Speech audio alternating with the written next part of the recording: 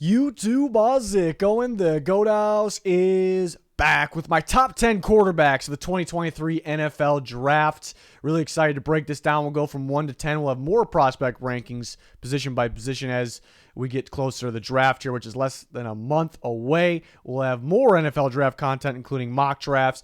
We'll be live during day one of the NFL draft, and then live analysis on our Twitter days 2 and 3. We have a fan-voted mock draft going on our Twitter right now, and a lot of updates about the NFL on there. And then Twitter subscribers get a bunch of bonus content, more rankings for the prospects, more than just the top 10 with grades, bonus mock drafts, member mock drafts will be starting very soon, and a lot more, so check that out. Make sure you like, subscribe, turn notifications on here on the channel. We got full NFL coverage. Link pin in the comments for that Twitter, for our Discord, and our sponsors, GLD Shop, which I'm rocking their Tampa Bay Buccaneers chain right now. They have more teams. Liquid IV, who has a new flavor, code GOAT on those sites, and then Walk the Mock, a very cool mock draft simulator. Links pinned in the comments. Check them out. Starting with my number one quarterback of the 2023 NFL Draft, I got CJ Stroud at the top. An elite grade, should be the first overall pick in my should be and will be the first overall pick in my opinion. Most accurate quarterback, which is big. I mean, accuracy is something that really doesn't change if you look at the past. History will tell you that from college through the NFL. I mean, it's either you got it or you don't. The kind of the rare occasions where guys all of a sudden get it. It's because you kind of fix their footwork or their mechanics a little bit, and they get better, in that category. So not really a category CJ Stroud really needs to improve. He's already kind of on the higher end of that. So love that. Super accurate Ohio State. I think he's got the ideal build you're looking for a quarterback. The overall arm talent's fantastic. We talk about the accuracy, but he has the arm strength. He has enough velocity on the ball. It feels like he can hit every single throw is basically what I'm getting at, which you love to see. I noticed him reading coverages very well. I love that he, I just recognizes things like that. But then going through his progressions to add on top of that, you've seen him, not just being a one-read guy, which sometimes you do see the Ohio State guys in the past. Really good scheme, really good system, really good talent around them. Sometimes they just end up, just looking at the first target and it works out. But I really see him going through his progressions. The pocket movement is fantastic, too. The way he avoids pressure, really saw that stand out in the Georgia game. Eyes in the back of his head, the way he moves avoids pressure, moves around pressure in the pocket, around it, climbing up in the pocket to be able to throw the ball, not just standing still, taking a sack, or not just looking to take off and run right away. Want to be able to throw the ball. How do I buy myself extra time? It's a good way CJ Stroud figured out how to do that by using his feet and his pocket movement there. And the awareness is fantastic. I mean, the Georgia game really highlights it all. He's had more games than just that, but the Georgia game going against the best, which is a big factor here too, because you want the guys that can handle that pressure, can go against the best. We've seen, Georgia just cause all kinds of problems for different quarterbacks, different teams making them look like, different team we saw or a different quarterback we saw all year. But CJ Stroud plays even better in that huge playoff moment against the very best, did enough to win that game. So that really stands out to me, too. That's what we kind of look at the NFL. There's been some really good college quarterbacks that can't figure out in the NFL. It's just too much. The moment is just too much. And then it's good that, not too many quarterbacks get to play Georgia in college football and get to play them in the playoffs. So we are lucky to have seen that and then know that Stroud is made for that moment. I like his field vision as well. Kind of goes into the reading coverages, being able to go through his progressions. I like the rhythm. That's something that really stands out. Just the rhythm, everything in sync, his vision, his mechanics, the arm, everything about his body and his brain and his raw talent. It's all in sync. Everything is in rhythm. And that's something I really don't say about quarterback prospects a lot. Like, it's not something I'm dying to say about them. The flow of everything just feels so great with CJ Stroud. And that is a huge reason on why he is my top quarterback of this class. But then maybe some of the negatives on him. Ohio State always kind of simplifies the job for the quarterback. And a lot of people I think there's a lot of people out there that say he's Ohio State quarterback. I don't want him. I think there's a lot of people that do that. And I disagree with that, for obvious reasons. But I think the people that say that, or like they want to stay away from Ohio State quarterbacks, or they say that Ohio State quarterbacks are never good, I think the people that most people that say that really don't even know why they're saying it. Like, they're just saying it because maybe a whole lot of Ohio State quarterbacks looked better in college than they did in the NFL. Maybe they know things are maybe easier for them there, but they don't really know why they're saying it. I think the main reason Ohio State, especially recently, Ohio State will have, they'll use the whole play clock, and they'll have the whole offense look to the sideline, and they'll call the audible. The coaches will, Ryan Day will adjust the play based on what he sees. So it is a little bit of holding the quarterback's hand. So maybe it will be a little bit tougher for C.J. Stroud and other quarterbacks to play in that type of system in the NFL. But what I want to see from those quarterbacks, I want to know if they're smart enough to do it on their own. I want to see them, get the ball out quick, make correct reads, go through your progressions. Like I said, correct reads, read coverage as well. If I see that, then I know they are smart enough to play in the NFL, do more, they don't need the coach to hold their hand. And I see those things from CJ Stroud. I see those things, so I disagree with saying, he's not going to be good because Ohio State quarterbacks struggle at the next level. But if things were simplified for him, so it is going to be a little bit tougher in the NFL. But, I see things that, where he could be a smart, pass first quarterback. That makes me think he's different than some of the other, Ohio State quarterbacks.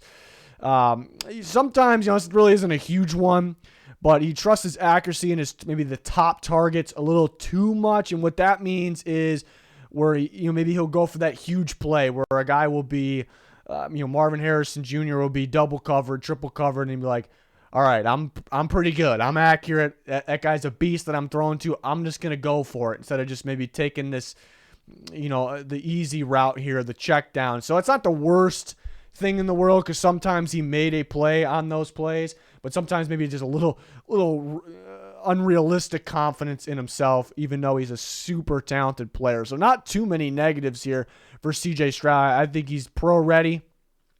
And I think and that kind of falls on him being kind of a safer choice here. And again, checking the boxes in so many different categories. I mean, some people were knocking his mobility. I'm not doing that. I never was doing that. And there's some people that don't knock it anymore because of that Georgia game. Of course, he showed a little bit more that he can use his legs in that game, but it really shouldn't have been a big concern before that. We want guys that, and people get a little too crazy about the mobile guys. You want a guy that, his arm talent stands out first. He's a passer first, but the fact that he can escape the pressure and run if he absolutely needs to, and showing he can get better. I mean, going into that Georgia game, showing he can add more to his game. Those are all positives to me as well. So CJ Stroud going to be number one for me. Number two is going to be Bryce Young, quarterback from Alabama. And you see the size, 5'10", 204. A little bit heavier than I thought, but 5'10". I thought maybe it'd be a 5'11". We were right in the ballpark there. And it's tough giving out a grade here for Bryce Young. And it's just some of the throws that he can make, and it kind of brings him in that elite category. And I'm not a big, I'm a big guy that if you can play, no matter your size. So I'm not really I don't want to knock him too much, but the quarterbacks in the NFL right now are not doing him any favors. Kyler Murray's he's been injured and he's been a little underwhelming. A lot of tip balls at the line of scrimmage, and there's been some other quarterbacks that are around 6'1" or below, around 6 feet tall, maybe 6'1", but a little bit less than that. A lot of pass deflections. And they're not really in their injuries, and the guys that scramble a lot kind of been getting, have now durability concerns pop up. So those guys really haven't helped them a whole lot. So if maybe you want to say he's not elite because he's missing the size to be elite, I definitely can understand that. But he makes some ridiculous plays, ridiculous throws that really not too many NFL guys are making. And if he had the prototypical size or even close to it, like if he was 6'1" even, which isn't really your prototypical size, but it's an okay size, then we'd be talking about, the best player in the draft perhaps. So because he has that elite talent in him. So that's tough part. But that's a tough part. But play creator and extender, that's kind of the thing that stands out most about him. Obviously has that mobility and it can escape the pressure, but you like that. He has, he can do those things, but there's a lot of guys that can do those things, especially at the college level. But you don't, for the NFL, you don't want them to be able to escape. You like that they can escape, but you don't want them having, being a guy that escapes, but then instantly wants to run, because run first quarterbacks do not win championships in the NFL. So it's fantastic that he's a pass first guy still, obviously. Love the touch throws that touch ball, when he needs to down the field, or even if it's not down the field, it's not, everything just isn't all velocity. Had some really good ones in the bowl game, actually. Kansas State, their defense really is no joke either. So really stood out in his last game, and you respect that he played in that game too. And he's an accurate quarterback, and it's impressive, actually, because I think he can actually improve it too. Kind of going into the negatives a little bit, but I actually think, with his accuracy, I think he could improve it, which is kind of scary at the same time.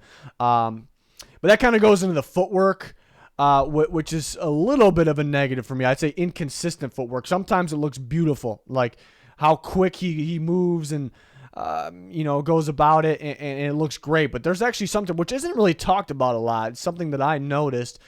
Sometimes the footwork is a little weird. Sometimes it's really choppy, kind of case of the happy feet there, the way he plants his back leg. Sometimes it's a little off, and I guess, when he does miss, which he doesn't miss a whole lot on throws, maybe it's because of that. So I actually think he almost has the footwork of a guy that really wants to take off and run. Usually those guys that have that footwork, they're just looking to run right away. But his mind isn't there, so he isn't a super negative. But he actually could clean, in my opinion. Some people will say he has great footwork. Sometimes he does. But in my opinion, he can clean that up a little bit, and that actually makes it almost a positive. Almost makes a positive, because he has a lot of upside because of that.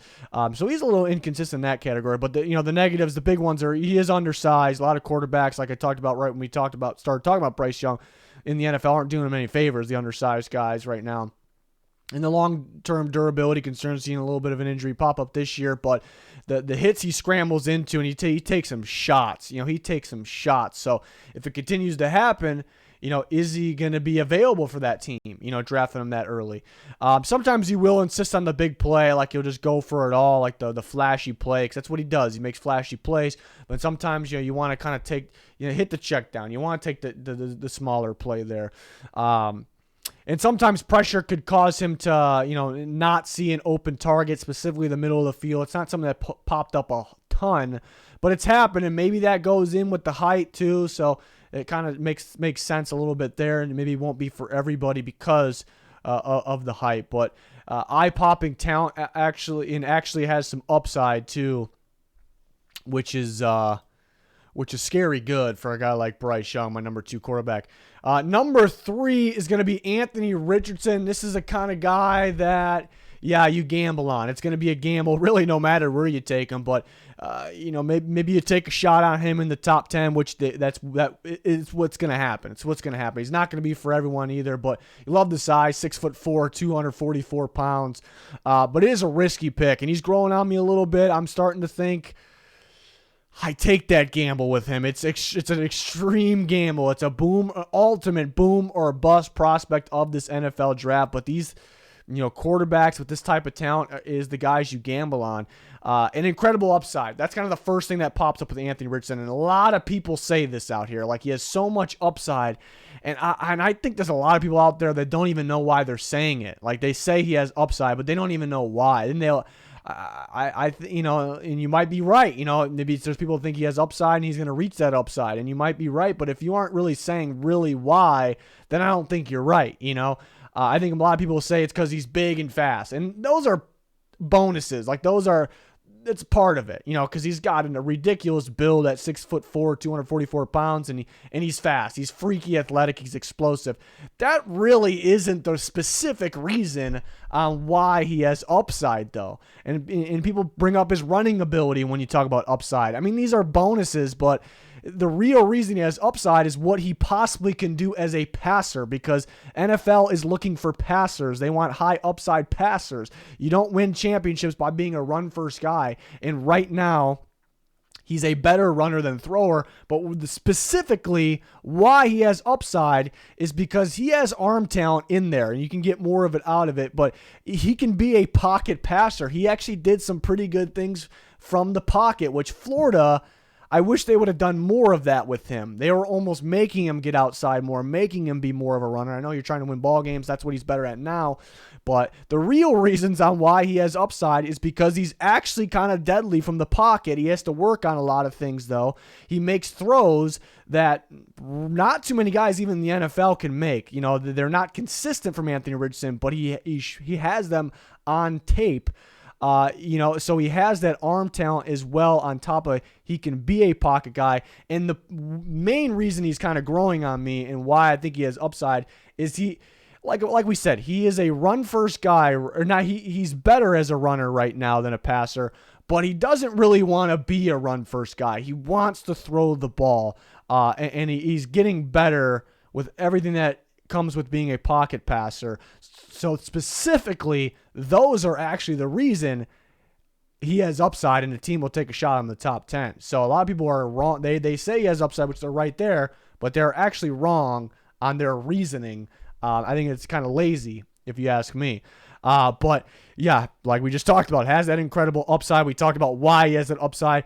It's a bonus that he's very athletic, freaky athletic, and a physical runner. You love the build that, you like to think he won't get hurt. Sometimes guys just bounce off him. And then kind of short yardage, which we saw with Jalen Hurts last year, not even short yardage, but being able to get that extra yard and design some runs on the outside, some read options, and a lot of RPO in that game too around the red zone, but being able to have the extra, the little bit extra in that playbook is big time. But he has the arm strength. The arm strength is ridiculous. I think he has pocket awareness and movement as well. The footwork, that's why the movement and the footwork is actually different. When he's able to realize he's got to maneuver a little bit up in the pocket or around some pressure, even guys coming behind him, he's pretty decent. He's pretty. You want to see more of it, but he's pretty decent. The footwork, on the other hand, when throwing the ball is one of the negatives there. But he just has overall rare ability. I mean, some of these throws that he makes, like there is not. There are throws you see from you see throws from a guy like that, and like you consider him again in the top 10 or in the top 5 where he's going to go. He's probably going to go 3 or 4 depending on a trade. And it's because those throws that you see, and then you believe that you can work with him and get more out of it. So that is why he has upside and why you potentially can get more out of him and why you take him earlier. But into the negatives, which the negatives are pretty alarming right now, and that's why he's a risky one to grade this high. He's a risky one to take this high mainly. But he does have accuracy issues. I mean, you see a stat I take pretty seriously is completion percentage because it doesn't really change a whole lot. History shows from college to the NFL. And his isn't good, and he's missed some throws. He's missed a lot of throws, and I don't want to even say I think. I'm pretty sure it's a fact that the accuracy issues kind of stems from the footwork and the lack of touch. So talk about play on his toes. Sometimes and we talk about the movement is good sometimes, like maneuvering around the pocket, but the footwork when throwing, a lot of times he won't really plant. He'll throw from his toes, and that'll result in a miss, a wide open miss, kind of a layup throw. Sometimes he does miss too many of those layups. He'll make that wild throw, but then he'll miss some layups, like throws you have to hit. You absolutely have to hit. And I do think a lot of it's that footwork, getting him to plant his feet a little bit, get more of a stable base. So could it be a thing that teams could work on? Sure. Could it be something that it's kind of in his mind, like he wants to throw from his toes? So maybe that's specifically where the risk is. Can you fix that? And we've seen it fixed before. Maybe not a whole lot, but it could be fixed. But the touch as well. And there are some he's just inconsistent across the board because, like we talked about, he has like these crazy throws like that nobody can make, but then he has these wide open misses. And then the maneuver in the pocket like makes his footwork look great, but then he has these, when planning and throwing, the footwork is bad. But he has like these ridiculous times where the touch pass actually looks good, but then there's times where it kind of goes into him missing the throw, where it's just everything is high velocity, everything is a laser ball, where it looks like he doesn't know anything about touch. Like, he kind of has one speed at times on the throws. Sometimes he proves that wrong, though. So it's kind of like back and forth. But and that's kind of a good thing at the same time. So he kind of shows he can do it. Like, it's not like he's completely missing it. Sometimes he shows he can do it. So inconsistency is not a great thing. Inconsistency, that is, but having, on tape or like showing that he could actually do these things. But we'll need time to develop as well. So is it a guy, do you like that? Do you want to have a guy that you maybe have to sit? I don't know if you necessarily have to sit him, but maybe he's going to struggle at first. Do you want that? So he's number 3 for me. Incredible upside. A lot to work with, but a lot you have to work on here with Anthony Richardson. It's tough. I mean, I can understand some people maybe not, can't get over the accuracy issues because he missed a lot of throws. He missed a lot of easy throws, and the completion percentage is pretty low. It's pretty bad right now. So he is a little bit of a project. Number 4 for me is actually going to be Hendon Hooker, who's actually a sleeper, apparently underrated, because I think he's a round 1 guy, the Tennessee quarterback with good size, 6'3", 217. I like there's good consistent play. I mean, even go back to Virginia Tech. Was he as good as he was right now on Tennessee? No, but it was actually pretty decent. Not a huge sample size, but he's pretty solid. He's a guy that took care of the ball, was overall pretty accurate with the ball. Got the job done. So he kind of was always that guy, but that also improved and got better with Tennessee, kind of added a big playability to his game. So I love that. I actually think he has the best footwork in the class. I mean, the way he moves in the pocket, the way, the drop back, there's never some extra weird steps or planting weird or throwing on the toes. There's really never any of that. Like, it's all smooth, and the flow of it is pretty good. As a guy, he's a little older, so maybe you expect him to have that, but he has it. The mechanics, the throwing motion, all of that, the upper body, lower body mechanics, like we talked about, I think is all pretty polished. Like, this isn't a guy you got to get like, oh, we got to work on all that. Like, you don't have to do that with a guy like this. Like, I think what you're gonna get from a guy like this. He's been pretty consistent. I think he has like great balance. Like, I mean, look at every category. I think maybe that's why people are, I think the main rule, we'll talk about the negatives and why most people are lower on him, maybe, or if you don't have him in the first round. But maybe people will say, well, he's not elite in terms of arm strength. He's not elite maybe in terms of action, even though he's been pretty accurate. He's not really not elite in any category, but I think he's pretty damn good in every single category. He's not really missing anything. I think he's got very solid arm strength. He knows when to put velocity on the ball. He's been pretty accurate. The vision seems good. I've seen him go through his progressions pretty quickly, too. That's another standout thing, where he's kind of quick going through his progressions. So he has the vision. He has the mobility. He's sneaky athletic. He ran for a good amount of yards. He wants to be a pass first. He is a pass first guy, though. He knows when to take off. He can avoid pressure, and he can rack up some good yards. And he's not afraid to try to run somebody over, which I'd hope he doesn't try to do too much of in the NFL. But there's some design. Tennessee's got a weird offense, which we'll talk about a little bit more. But there was some design, like read options. They're a little different, though. I don't really know what to call them sometimes, but they were designed for Hooker to, keep it or give it or go, and I thought he read very well. He made some proper reads on those, and he was able to take off and make big plays. We saw them do that. Short yards we saw, especially around the end zone, and it was successful for Hendon Hooker in Tennessee. So, and we're seeing a little bit more of that in the NFL today. So, why people say maybe he isn't pro ready, I think most people really aren't saying he's not pro ready, but I think the people that are maybe is because he's coming off the injury. But Tennessee does have like a unique offense. A lot of scheming guys open, wide splits. Everyone's so wide. It's just difficult for defenses to go against because they don't see it every day. He'd have some guys wide open, but so it's not that specific system isn't what everyone's going to run. Nobody really going to run in the NFL, but there are some similarities. I mean, teams want to throw the ball. They want a quarterback that can move. They want to be able to call some, quarterback keepers, whether it's read option, you want to be able to a guy that can read on that. You want to be able to do it on short yards near the goal line. And you're going to be able to get a guy that, again, has experience. He's pretty accurate. He has some velocity under his pass, behind his pass.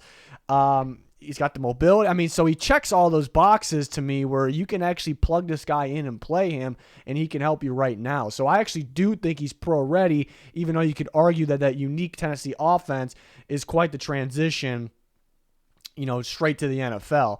But, yeah, I think the main negatives are he's 25, which, I mean, is it really a huge negative? For some people it is, but you don't really have to. It's not like a super young, immature kid that you got to bring in and teach all these things. So that kind of makes up for it. For if he was 25 and he's still got to work on all these things, like, then it would be a problem. But it's really not too much of a problem. I think he's pro-ready. I think you can bring him in and start him. If he's healthy at 25, he's coming off that ACL injury. So that's the question: is he gonna be able to move like he did before? I don't see why not. I mean, guys are coming back from the the injuries like that, like the ACL when Joe Burrow did it his rookie year. They're coming back a little bit better from it. So I don't see how that could really affect him. The only time it really affects guys if it's kind of up here, or if it's one of those injuries that keep popping back up. That today's, let's say NFL, but like medicine, like you don't like those aren't something that continue to pop up, that specific injury. So there's other guys with like durability issues, like they're getting beat up, like their shoulders hurting, their ankle, their hamstring, their hands, and it keeps coming back, and it's considered durability issues. Like, I don't know if this is not really durability for me, but it is concerning. I mean, it was at the end of the year coming off that. And you could say he doesn't have crazy upside. Like, is he going to be elite in any category? Like I said, it's good that he's very solid and balanced across the board. But I guess, is he going to be like, he can make some splash plays, but does he have that wow upside? I guess not really, but he could be very good. And then deep accuracy, sometimes I notice some balls would sail on him or his receiver here and there. Like, he can throw the deep ball. Sometimes he can't really, and sometimes he can, though, but drop it right in there. Sometimes, it just sails on him, I guess we'll say. But Hendon Hooker is a little bit underrated right now because I think, he's got everything across the board. I think he can come in and play right away. And the more I watched, the more I was surprised, about the Tennessee offensive line. Darnell Wright, he was very good, but the rest of the offensive line actually wasn't that good. Like, I thought of, like, while watching live and just knowing college football, like, I thought Tennessee had a solid offensive line, but there was games where they weren't so solid. So Hooker didn't really have it all that easy. And you look at that Georgia game, which was kind of known of his, he was great, and then the Georgia game happened, and everyone's like, eh. But if you actually watch that game back, which was a game, I don't get to catch all 22 on every game, but was a game I was able to. I think that game was on pretty much everybody but Hendon Hooker. He did take a very bad sack at one point in that game. And maybe he had a sailed deep ball or two. But the interception was actually a really good throw. Offensive line was a disaster that game. I actually found some good things in a bad situation in that game, but you do want him to find a way, which when I get really picky, you want quarterbacks to find a way and win ball games, but he's been a winning quarterback, So I think Hooker is better than what people think here. Or, some people probably have him in the first round as well, but I think a team could take him, in the late first. And the number 5 is going to be Will Levis for me, the Kentucky quarterback, who has, ideal build. I mean, you look at the guy, he's like, all right, that's maybe the ideal quarterback, 6'4", 229, built pretty good, pretty well, obviously. He has elite arm strength, which you love. You love the arm strength, long arm power to be able to throw that deep ball, which he can. He's a little inaccurate sometimes when he needs to have touch, and we'll get into that. Talked about the ideal size. Sneaky, athletic, and mobile. He can take off. He can run people over, which he definitely needs to be careful with that, which could come in one of the negatives we'll talk about. But he's pretty athletic, too, for having that ideal build. And he'll make some plays in some uncomfortable situations. Like, he was in a lot of uncomfortable situations because that Kentucky offensive line was really bad, especially this year. So he was always under pressure, didn't have a whole lot of time to throw, which is hard to judge him on sometimes. And then, sometimes he would try to make a play and it'd be an interception, or he would be a little off with his accuracy. And sometimes he'd make a play where he's like mid getting sacked and he throws a bullet like on the dime, it's a dime in the middle of the field, and it's like, okay, if we just get him a little more time, which I think every NFL team believe they can do, then yeah, maybe we could see more of that. So I understand that. And that's kind of why I want to keep a round one grade on him, because he does have that upside. He's the guy, you take a shot on, you gamble on, you do want to work with, because if you can get him some time and kind of fix some of his issues like the footwork and things like that, then yeah, he has a lot of upside. So it's a guy you still gamble on, but there are some negatives I do worry about, but is a flashy type player. In his 2021, you watch the 2021 tape, and it's like, all right, yeah, this guy's a first round pick and he's a top 10 player, but then you watch 2022 tape, and it's like, you don't even think he's a first round player. But talent doesn't disappear. You have the talent. The talent is in there, but I do think it could be one of those guys where, he's got to have the right coordinator. He's got to have the right play calls. He's got to have the right offensive line, the right talent around him. Or it could end up you just need it to be not terrible, which it's kind of somewhat was this year. The offensive line was. Why are you passing him? The thing that. The lack of touch, like the no touch, it drives me crazy. Like he doesn't even know like his own arm, if that makes sense. Like he knows he has arm strength, but he doesn't know when to put touch on the ball. When he tries to put touch on the ball, it's off. It's underthrown, or on a deep ball, like he'll underthrow deep balls, and it's like. And usually when you underthrow deep balls, is the guy lacking arm strength. He's most definitely not lacking the arm strength. He just doesn't even know his own touch, like which he's lacking. He doesn't know his own arm. So, and underneath throws like slants, 10-yard, 5-yard plays. He's got one speed. He'll just whip it full velocity. He's got to calm down on that. Definitely has sloppy footwork. Maybe just knowing he's going to get rushed and constantly getting rushed plays a part in that, but the way he plants or constantly throwing off the back foot and kind of goes into decision making. I'm going to get pressured. I'm going to throw it off my back foot into double coverage or right at the defense, or I'm going to stare at my receiver. And sometimes he doesn't recognize the defenders as well in those situations. So kind of goes into questionable decision making. I see the hesitation too.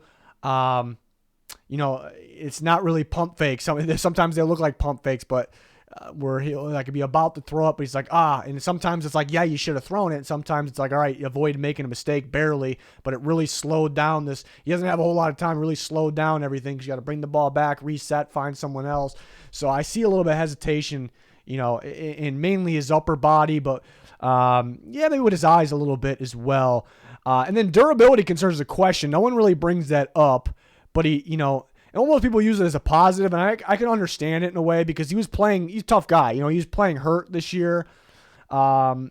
Which game was? There was a couple games where he came up or he had to come out for a second, but the Ole Miss game, I think he was on a safety, where he really took that shot. And then he had a couple different things that were, nothing was major, but he had a few different things that were beat up, and it kind of added on top of each other, I noticed throughout the year, and that people find the positive in there, which I understand. Like, yeah, maybe he wasn't able to play his best ball, so get him healthy, get him behind a better offensive line, and that kind of goes into my upside there. Boom, all right, yeah, he can play better ball, but yeah, you started to see the wear, and he'll take some hits and he'll run, and sometimes I've seen him run when he should hold on a second and just throw the ball, or maybe just he didn't see an open guy and instead he'll run. So is he going to continue to have that wear and that durability issue? Will the durability concerns be an actual concern because of that? So he has to be careful with that. And that's why and this is going to be a very uncommon take, but, with Hendon Hooker's ACL, I don't really see long-term durability issues there. I could be wrong, but I don't really see durability issues. Nothing I'm really worrying about, like with that specific injury going forward. Like, he's going to keep tearing his ACL in the same size. He's going to keep injuring that knee. Is that something that really happens today? Not really, where Levis kept getting more and more beat up and it was affecting his play. Is that something that's going to continue to happen as he takes more hits? Like, that's almost more concerning in Levis' situation. That's definitely an uncommon take probably, but that's my take there. So Levis, you see the flash, you see the upside. Definitely if he has a better offensive line, if you fix his footwork and get him under control. My problem is, can you fix the touch? I think that's up here, knowing how to control your arm up in your head. can you fix that? Because that's the biggest thing for me. And maybe why he's quarterback 5, but he has like that raw round 1 talent that you want to work with, and he definitely looked like a round 1 guy in 2021. So that's why I take a shot at him with the 5th-year option in the first round. I take a shot at him, but I'm not where where he's being mocked right now in the top 5, top 10. I'm not really there, and I thought I was actually going to be, but maybe I'm putting too much stock in this year's tape. Maybe I'm doing that, and I've done that before. But the touch thing is kind of getting to me with that. But still got the round 1 grade because the guy I take a shot at. I think he could be a good quarterback because he has some elite traits. He has some elite traits in there, so that's why he's still a round 1 guy. And we're gonna talk about some more guys here. The round out the top 10. Number 6, Jake Haener, who ended up being high. I'm higher on than I thought I would be. After I thought he was solid. He's had a great career in Fresno State. I didn't expect myself to rank him 6, but I watched the tape and I was impressed. More impressed than I thought, than I already was, and than I thought I would be. The only thing is he's undersized really, and he gets a little crazy sometimes, throwing off the back leg and trying to make that big play. It's not really a huge deal to me, but if I want to nitpick, but he's pretty consistent, has been consistently accurate, talented throughout his career at Fresno State. We thought he's accurate, which is a big thing for me. I think he's pro ready. We've seen some pro style concepts in Fresno State, making plays out, under center, shotgun and just getting the ball on time. And just some throws just look like NFL throws. They're not like wow, like some of the top guys we talked about, or even any of the top 5 guys. But I think he's a guy, like, if he had to play, like, year 1, I think he can do it. I think he can do it. He's 6 feet. He doesn't have the crazy size, so because he's 6 feet tall. But, so you would, if this guy was like 6'2", 6'3", I think we talk about first-round player here. So Haener's pretty solid. And there was some comparisons like Brock Purdy going in the Senior Bowl, and I was like, I think they're trying to force things. I don't know who even said that, but more I'm watching, I'm like, yeah, I guess I can see it in terms of being pro ready, and if you have to throw him in year 1, it's a guy that'd probably be pretty decent. Like, so I actually can see that in that way, in that comparison. Dorian Thompson-Robinson can be number 7 for me. A lot of upside here. He's a very solid athlete. Obviously, he can run, he can scramble, he wants to be a pass first guy, and he has the arm strength as well, which you love. Has a lot of good velocity on the ball, can throw the deep ball. He has a little bit of ways to go, though, because the accuracy's off. He'll miss some layup throws, footwork issues, a lot of throwing on his toes, which some similarities to Anthony Richardson, in terms of the missing the layup throws and being a little wild, maybe putting too much on the ball, not having that touch, and then throwing on the toes quite a bit. Just doesn't have like the size, maybe the upside, because he has a lot of experience. And Richardson really doesn't. So more reps can get him better. But Thompson-Robinson, has the upside. He can make the flashy plays, got to work on some things, mainly the footwork. I was surprised at where he measured in at. Like, I thought he was going to be a guy that was going to be I thought maybe it wouldn't be surprising if he was under 6 feet tall, like way under where he was listed at, but he's at 6'1". It's not the biggest guy in the world, but I like that he has some size, actually. And Stetson Bennett would be next, the Georgia quarterback. He's a winner. He's a playmaker, kind of when you need him to step up, make a play, whether it's scrambling, throwing on the run, or running, scrambling and actually running. I mean, just making that big play. I thought he got better, he's sneaky athletic too, but I thought he got better kind of reading coverages, reading defenses. He is undersized. And then job was kind of made easier at Georgia playing around all that talent. The other pieces of Georgia were main reasons for winning before Bennett, but Bennett deserves the credit. I'm not trying to take that away from him, but there was sometimes where those tight ends really bailed him out sometimes. And the number 9 is going to be Aiden O'Connell, the Purdue quarterback. Ideal size. He doesn't have a crazy size, but ideal size. I think pretty consistent throughout his career, somewhat accurate. Quarterback, and then he has that experience as well. I don't know if he has like crazy upside, and I'm not really seeing where he can get a lot better. And then big playability down the field, and be a little inconsistent throwing the ball down the field, being accurate in that category. Tanner McKee, which I'm probably lower on than more people. The Stanford quarterback, he does have some good size. you say he probably has upside because a guy, with that size you want to work with, and he has flashes here and there, and he was a top recruit, which some NFL scouts will take seriously. Actually, like, maybe they won't believe him what the college did, and like we can do better because he was a high recruit for a reason. He's recruited by some top schools like Alabama.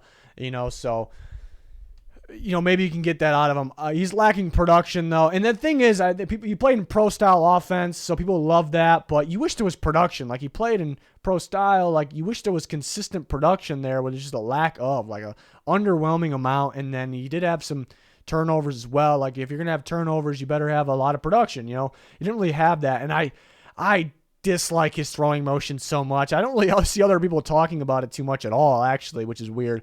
I do not like that throwing motion, which I'm a guy, if you can play, you can play. But the throwing motion, I think, affects where the ball is going, like when it's getting there, things like that. And then there are teams that take it seriously and they try to change the throwing motion on some guys that I think had a fine throwing motion in the past. They've tried to change and it just doesn't work out ever. So I don't know if the situation is going to be there. So that is actually a big reason I'm lower. But if you have kind of these flaws, you better have some good production, but he doesn't really have that right now. So it was tough keeping Clayton Tune, who I'm kind of back and forth in the 10 spot, off the list there, who had a lot of big playability this year, decent size. But yeah, that's my top 10 for right now. I'd say the top 2 separate themselves, and you have Richardson and Hook. The top 5 really, really separate themselves. But I liked Hainer more after watching him, and I see Thompson Robinson's upside. And then somebody's going to take Bennett in the middle rounds probably. O'Connell, I keep hearing, is going to go earlier than we think. And then somebody's probably going to fall in love with McKee's size and that he was highly recruited. But yeah, Twitter subs will get the rankings with the round grades, and I'll do superlatives like best arm strength, best accuracy, best upside, boomer bust, sleeper, all those things. Our Twitter subs will get all that. Bonus mocks a lot more, so it'll be a good reason not just to follow us on Twitter, but to subscribe to us on Twitter as well. So a lot more coming to that. And I'm going to keep working on these prospect rankings. They won't come out rapid fire like one after another like usual, because I'm working on some other stuff, still watching some film here as we go. But cannot wait for the rest of our NFL draft content and the NFL draft, of course, my favorite time of the year. So make sure you join us here on our channel for all the content, all the coverage, and on our Twitter for the same stuff. But that is going to wrap this up. Let me know your QB rankings in the comments where you think I'm too high, too low. But that's going to do it. Thanks for watching. Goodbye.